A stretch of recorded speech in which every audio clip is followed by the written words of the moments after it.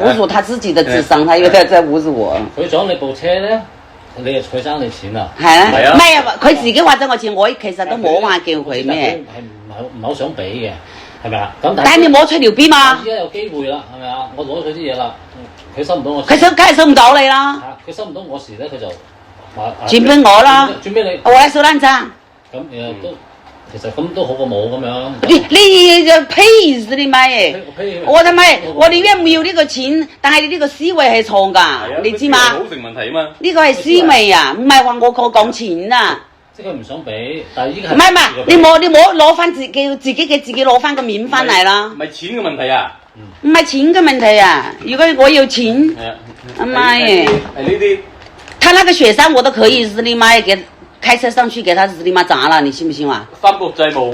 你以為我日你媽耶？我就是那些人可以砸他的，我不可以砸。我也是個瘋子。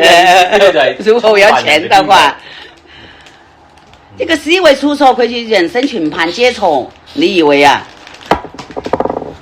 係咁，其實佢又冇乜嘢啫。佢冇咩嘢，佢呢晚已經傻得夠慣啦，好成問題啊！你知唔知啊？佢撞咗你車。唔係話撞我車啊，呢個思維啲問題啊。我明啊，佢撞咗你車，你都冇諗住係佢俾噶啦。我根本都冇，即你兩個，你話我唔係話要佢錢，我講係講，但係你過嚟同我交代一聲，你面對一下啦。哦，咁樣啊？根本都冇。係你咧就本身冇諗住收佢錢嘅。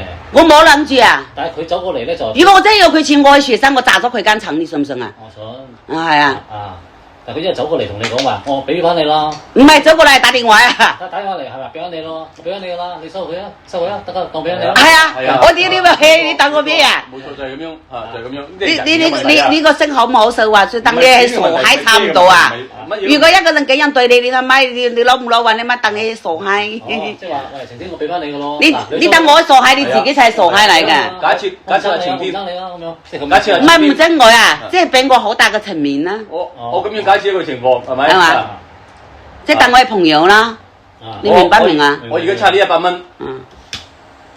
有一個人咧，佢嚟差我100蚊，我話知話你收佢數得啦，咁我哋兩個條數清咗。但是你們說最累的朋友還不這麼說的，阿雷啊，得唔得？他說我要還你錢，我去收爛賬。如果我走去同佢講，俾100蚊佢俾我，咁咪得咯，係咪啊？但如果我走去100蚊，佢唔俾我嘅話，咁咪撲街啦，係咪咁唔得啦，係咪啊？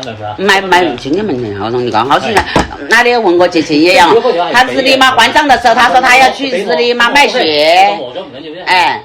我說你去賣血都可以。玩緊我啦，佢嗌我去收位，佢都唔俾我，咁你又話我同你無數唔得咁樣噶嘛？跟住我收咗錢先。唔係話冇數啊，呢個思維啊，你他媽你在侮辱。